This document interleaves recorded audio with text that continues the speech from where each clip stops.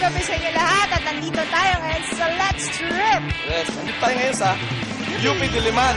First time ko rito. Talaga? Ano ba nangyari ngayon? Oo nga eh. Ano, supposed to be tayong pupuntahan isang pagtitripang event eh. Pero biglang umulan, late ba tayo? Tapos na ba to? Nakita ko tumutugtog. May tumutugtog tapos nagbasang-basa na sila. Mga parang stuck in the rain dahil... Malakas na. Oh, tsaka magkakaroon ng technical problem. So tignan natin kung ano nangyayari. Pagpan natin yung mga tao. Samahan kami. Come on, let's go.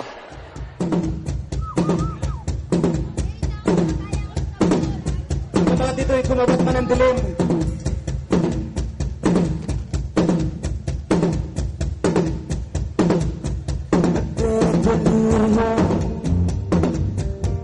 Sa tuwing kumakalas sa paningin mo, lahat ay nalalagas, daliri sa gatilyo, nag-aantay na magaklas ang aserong puso, sumasabay sa ikot ng iyong mundo. Parang mabalito,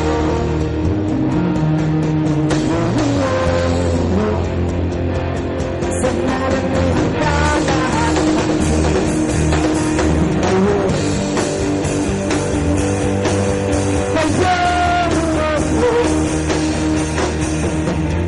salubungin natin ang bagyo. Okay, tignan natin yun ang nangyayari ngayon ha. Nagkakagulo mga isa sa loob ng hall. Anong hall? Oh, ikaw! Wala na, sige, tignan natin. Magtanong tayo kung ano nangyayari sa loob na to. Tara, sumunod kayo sa amin. Anong nangyayari ngayon? Actually, medyo disappointing kasi umulan sa labas.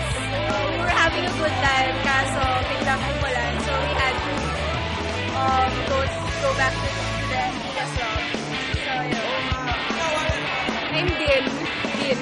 No, Hen. I'm Riza. Mara. I have supportahan ng Puerto Princesa, Underground River. Ayan, one of the 7 new wonders of nature. Akalain mo, alam mo ba yung 7 wonders? Oo naman. 7 Wonders of Nature. Puerto Princesa. Actually, alam mo dati, di ba, kasama dyan yung Rice Terraces. Di ba dati? Pero wala na siya ngayon.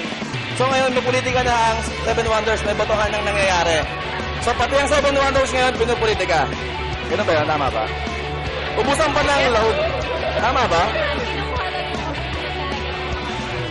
Sino ba kayo number 1 sa pagkakaalam nyo? No, past few years yun yung number 1 sa 7 Wonders. Amazon River yata. Yan yung pagkakaalam ko. Hindi kasi, alam mo, may kalaban ng Amazon River, alam nyo ba, na 80% daw ng oxygen natin doon ang gagaling.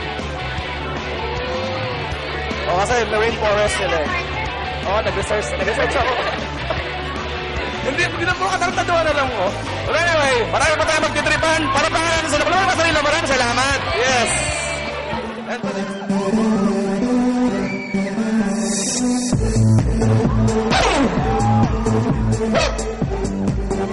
May smoke machine mo dyan?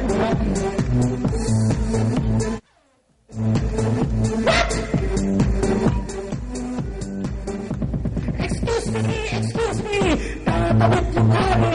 Excuse me, lahat kayo tumabi. Bawal ang mauna, bawal ang sumingit, bawal ang tumira, ang sumunod may tayo sa port. Hindi niyo ba siya nakikilala? Isa siyang prominenteng tao. Kasama niya ang mga bagulaw na hawal sa inyo.